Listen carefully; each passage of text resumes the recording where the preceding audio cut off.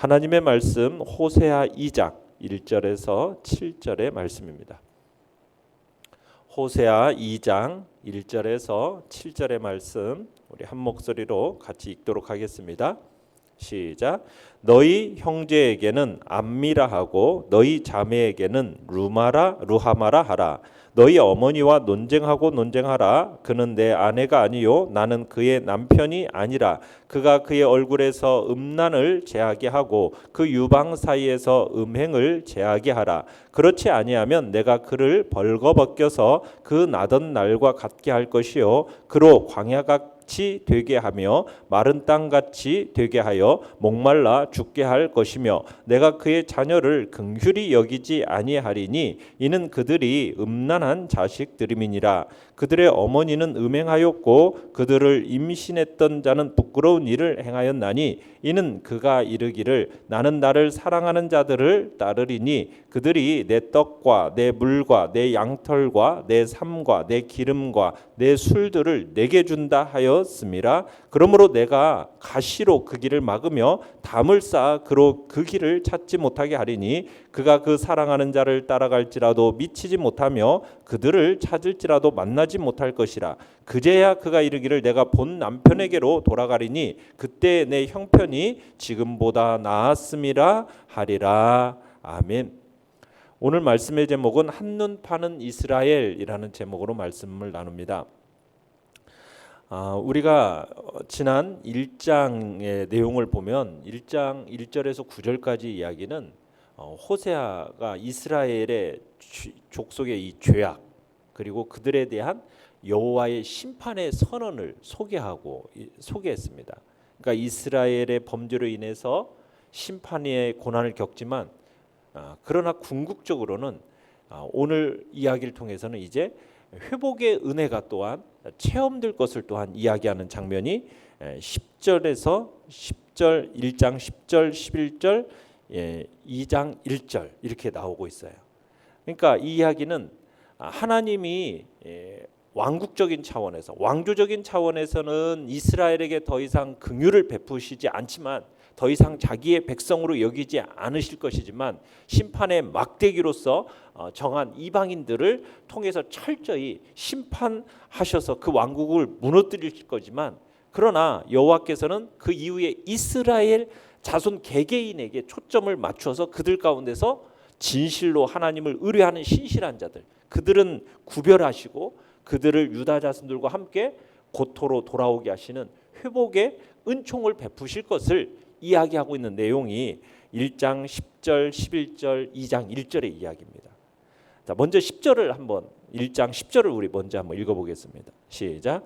그러나 이스라엘 자손이 수가 바닷가에 모래같이 되어서 헤아릴 수도 없고 셀 수도 없을 것이며 전에 그들에게 이르기를 너희는 내 백성이 아니라 한 그곳에서 그들에게 이르기를 너희는 살아계신 하나님의 아들이라 할 것이라. 그러니까 하나님께서 아브라함에게 베푸셨던 그 언약을 연상케 하시는 말씀이시죠. 바닷가에 모래같이 헤아릴 수 없이 셀 수 없이 많게 하겠다. 그러니까 이스라엘 자손의 수로 하여금 바닷가의 모래만큼 정말 측량할 수 없을 만큼 많게 할 거라는 그런 예언의 이야기를 지금 하고 있는 겁니다. 위에서는 심판의 이야기를 했다가 다시 회복의 이야기를 해주고 계시는 거예요. 자, 내용 관찰 문제 1번 보시죠. 자, 하나님은 자녀들의 이름을 어떻게 바꾸어 주십니까? 자, 1절 먼저 1장 11절과 2장 1절을 우리 같이 한번 읽어보도록 하겠습니다. 시작.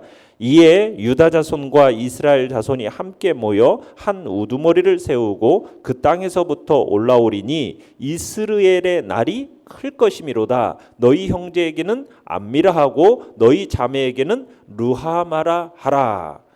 자, 우리가 본문 우리가 1장 앞부분에서는 뭐라고 호세아가 낳은 아들과 딸들의 이름을 이렇게 얘기했습니까? 이스라엘, 그 다음에 로루하마, 로암미 이렇게 했었어요. 자, 그런데 오늘 본문에서는 그 이름이 전혀 상반된 것으로 바뀌어집니다. 자, 11절에서는 이스라엘의 날이 클 것이다 라고 하면서 이스라엘의 이름의 의미가 긍정적으로 바뀌어요. 그러더니 로함미가 2장 1절에서 뭘로 바뀝니까? 암미로 바뀌고, 그 다음에 로루하마가 뭘로 바뀌어요? 루하마 이렇게 바뀌어요.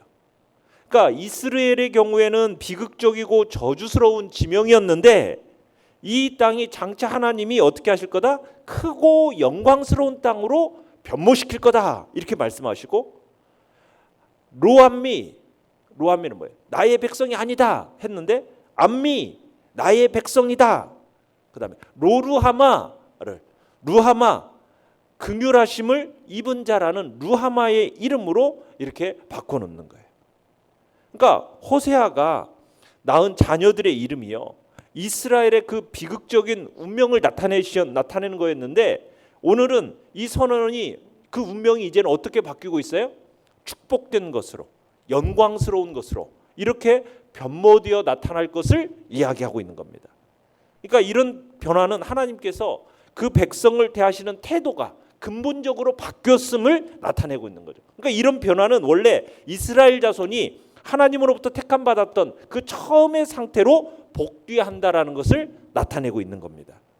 그래서 이름을 이제 바꾸어 주겠다.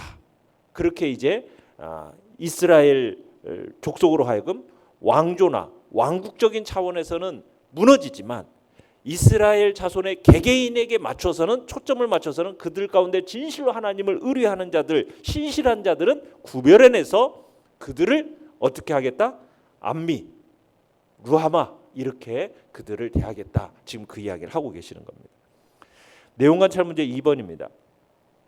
음란한 고멜 같은 이스라엘에게 하나님이 무엇을 요구하십니까? 자, 2절을 같이 한번 읽어보겠습니다. 시작.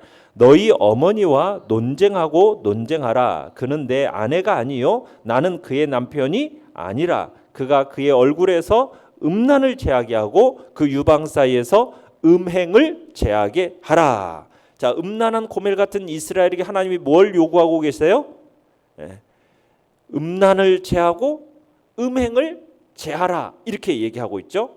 지금 하나님이 분명히 1장 10절에서 2장 1절까지는 굉장히 또 이렇게 새로운 처음 상태로 복귀되는 그런 긍정적인 이야기를 하시다가 또 갑자기 분위기를 또 바꾸세요.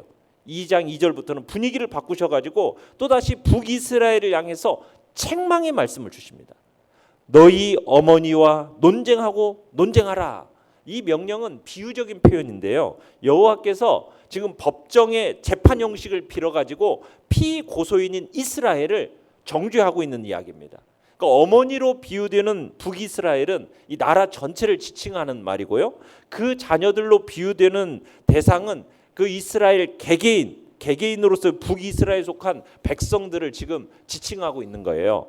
그래서 소송 참관인으로 초청받은 이스라엘 자손에게 지금 재판관이자 검사의 신분으로 서 계시는 그 하나님께서 피고석에 있는 지금 북이스라엘을 향해 지금 너희들이 지금까지 저질렀던 그 여러 가지 죄악을 지적하고 비난하라, 지금 이렇게 명령하고 있는 겁니다.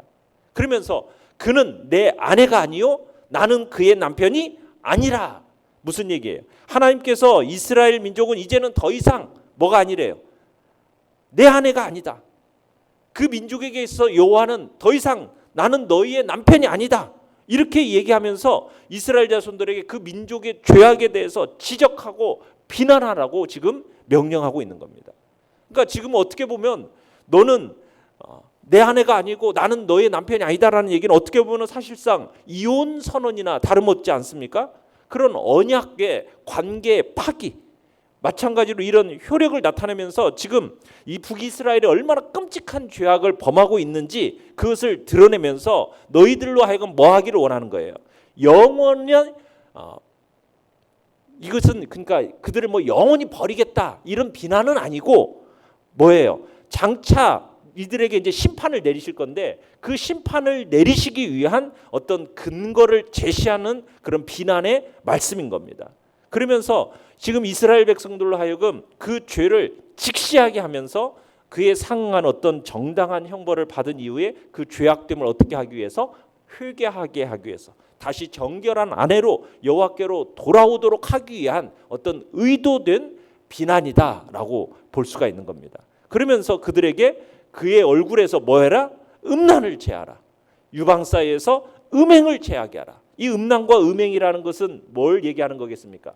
하나님만 사랑해야 되는데, 하나님만, 다른 것은 절대로 사랑하지 않고 오직 하나님만을 사랑해야 되는데, 지금 이스라엘 민족이 하나님을 대신해서 우상을 숭배하고 우상을 사랑하는 그 행위 자체가 뭐다? 영적인 간음이다라는 것을 지금 의미하고 있는 겁니다. 그래서 그 민족이 하나님의 형벌을 당하기 전에 스스로 제거해라, 지금 그것을 요구하고 있는 겁니다. 연구와 묵상 문제 3번입니다. 자, 이스라엘이 음란과 음행을 제하지 않을 때 하나님이 어떻게 하겠다라고 말씀하십니까? 자, 3절 4절을 읽어보겠습니다. 시작.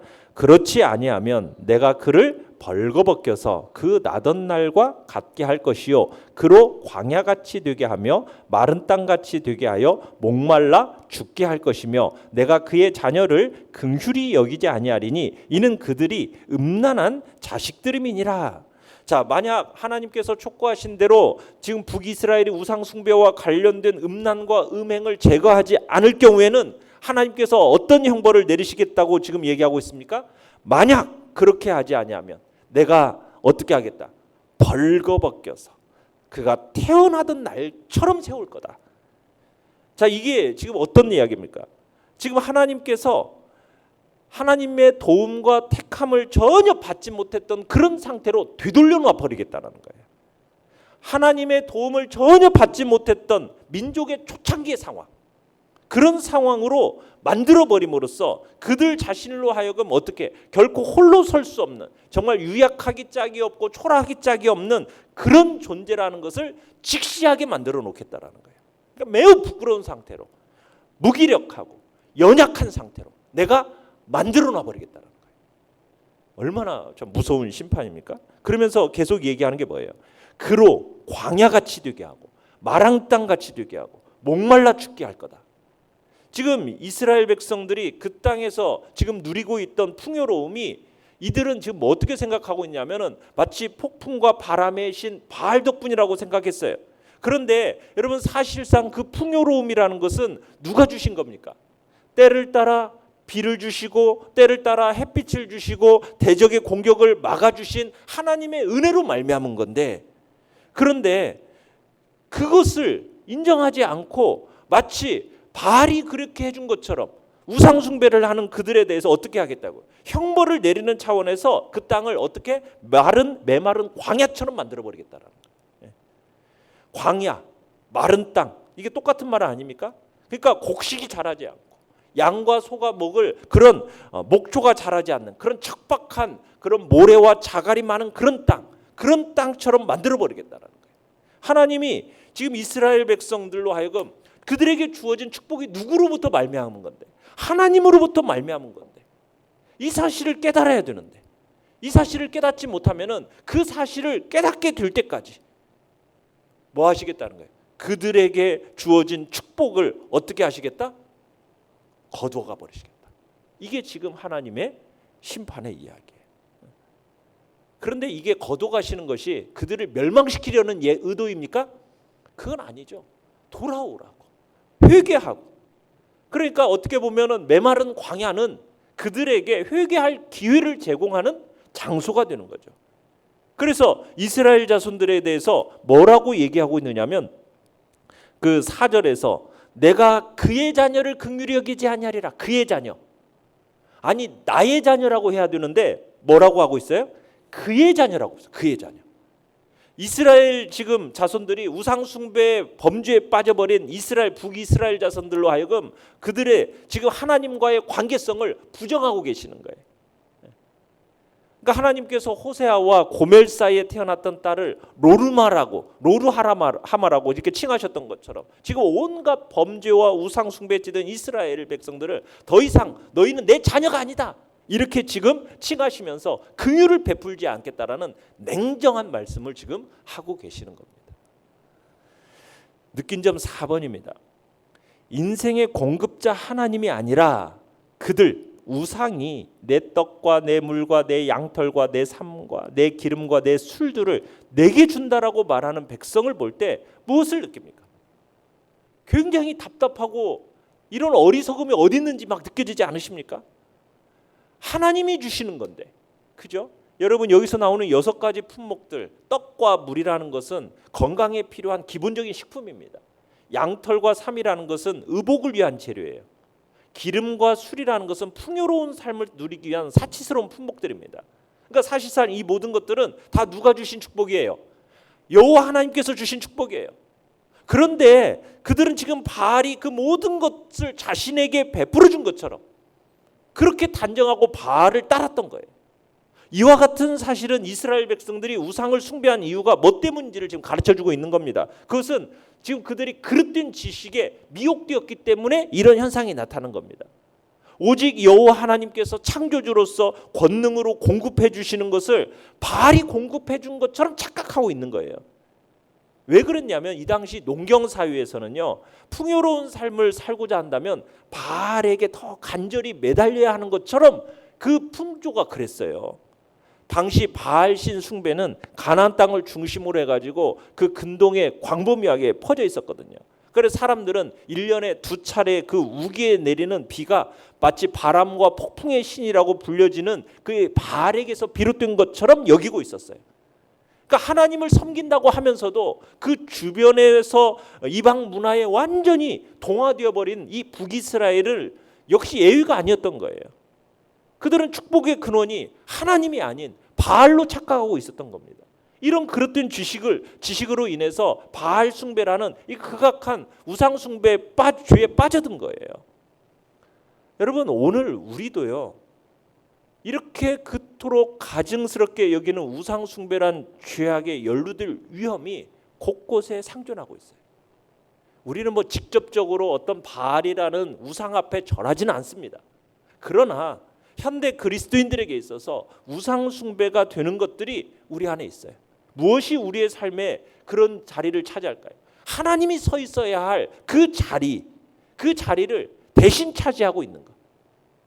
하나님이 우리의 삶을 더 풍요롭게 하시고 형통하게 하신다라는 그 생각을 가져야 되는데, 하나님보다도 다른 어떤 것을 더 우위에 두고 있다면 그게 우상인 거예요. 만약 돈에 대한 욕망 때문에 하나님께 대한 헌신을 주저하고 있다, 거부한다, 그러면 그 돈에 대한 탐욕이 바로 뭐예요? 우상 숭배입니다. 만약 세상의 쾌락 때문에 하나님의 말씀에 불순종해야 한다면 그 세상의 쾌락이 곧 뭐예요? 우상 숭배.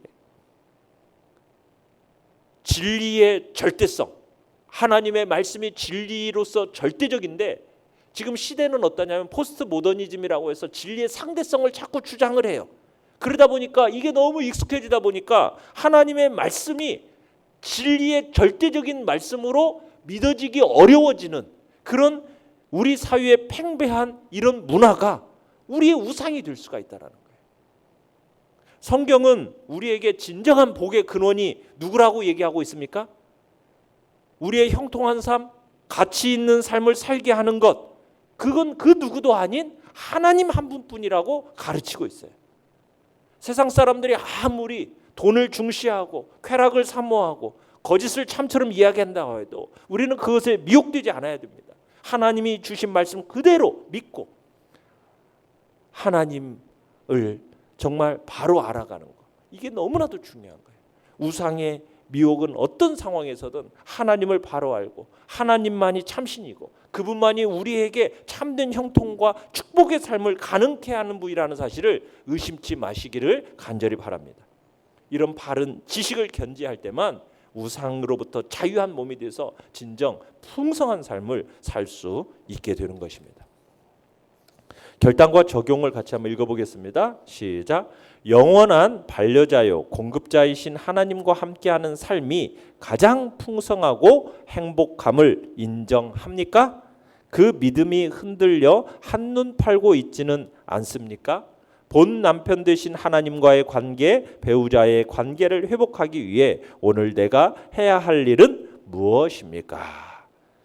우리의 정말 공급자요 영원한 반려자가 되신 하나님, 그 한 분만으로 만족해야 하고 그분이 나의 삶의 모든 것들을 제공하신 유일한 분이라는 사실을 오늘도 고백하면서 그 하나님만을 의지하며 살아가겠다라는, 그 하나님만을 찬양하고 높이겠다고 결단하는 귀한 시간이 되시기를 간절히 바랍니다.